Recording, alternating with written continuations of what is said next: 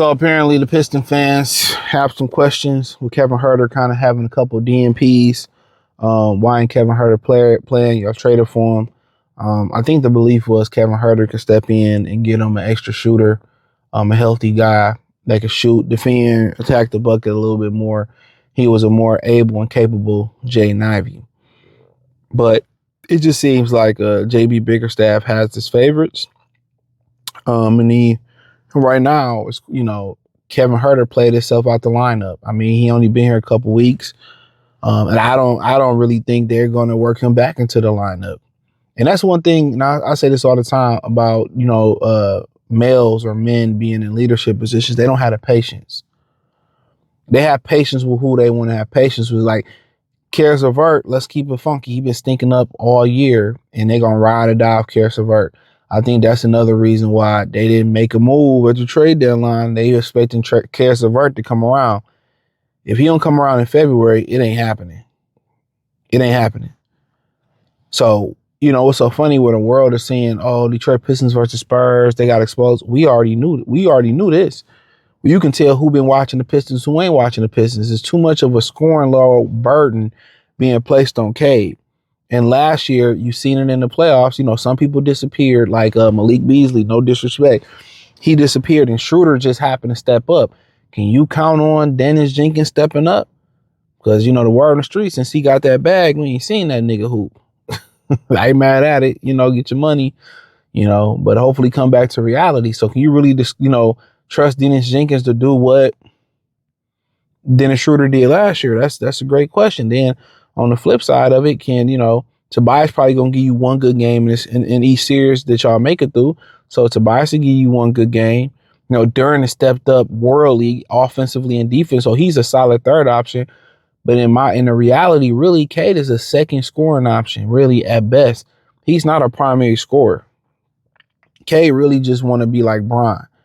Scoring is second nature to them. It's just second. They really want to get everybody involved. He really ain't no aggressive scorer. He can be, but he'd be better off dumping the ball off to a guy like a Kyrie or a Levine that can, he really feed them. They would really thrive.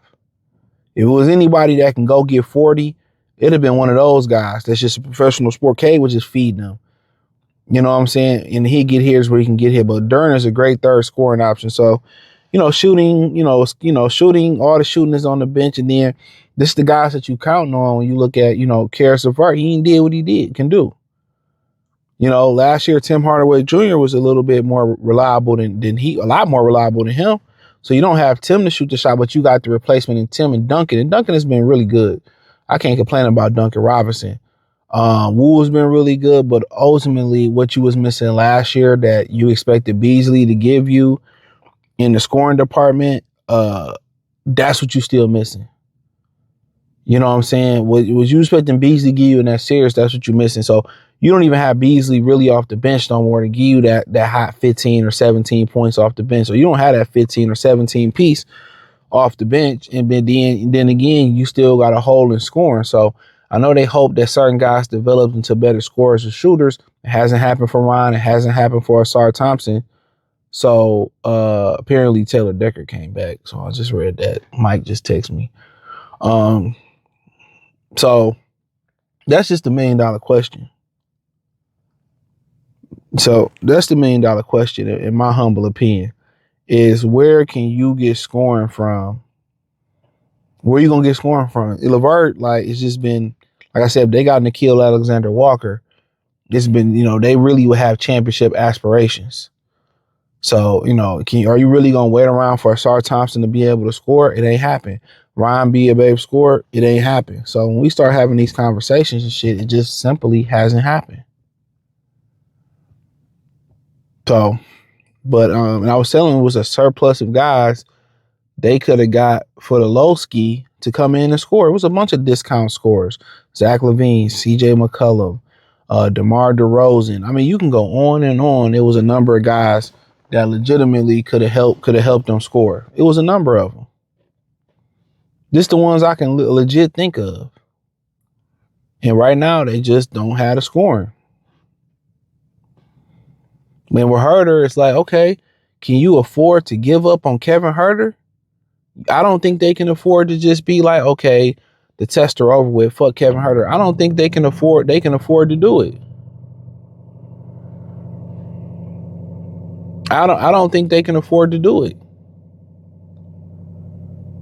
I really don't think they can afford to do it. I don't.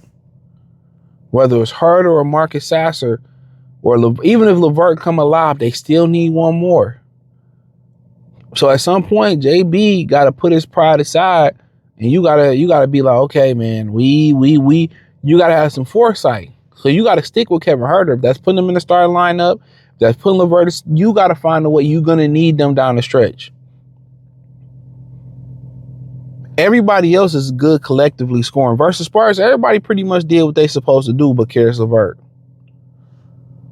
So that's the issue. That's the issue. They can't afford to give up on Kevin Huerter. 2 or 3 games and we just gonna ice him. Like, well, come on now. Have some patience. Because the very same guys that you keep relying on, Caris LeVert, he didn't build the Brewster Projects back. He didn't build the Herman Gardens back.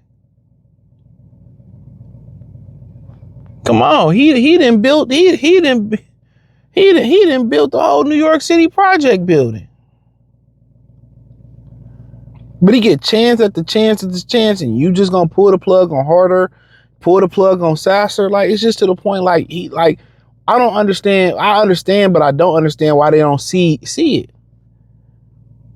Does your feelings for a particular player cloud your judgment for forecasts? That's the question. Does your feelings cloud the forecast? Like, at the end of the day, you traded for this guy. Trust him. Hopefully he get into. You're gonna need him. You're going to need him. Like, it's frustrating because you see where the Pistons weak at. They lack to go out there and fix it. I get it.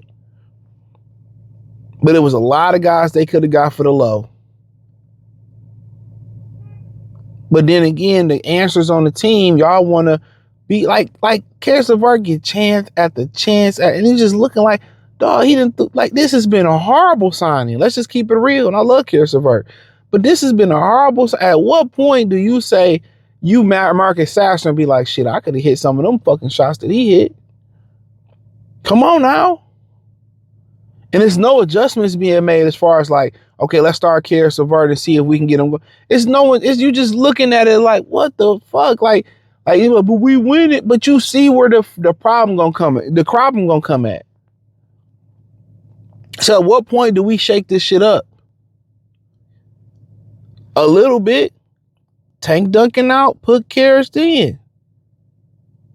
See what happens. But like I said before, when it all fall down, people gonna be because you can't see. You can see it right now while they winning, where they weak. And maybe they cool with just being like that, but pulling the plug on Huerter is a mistake in my opinion. But hey, hit the link in the description.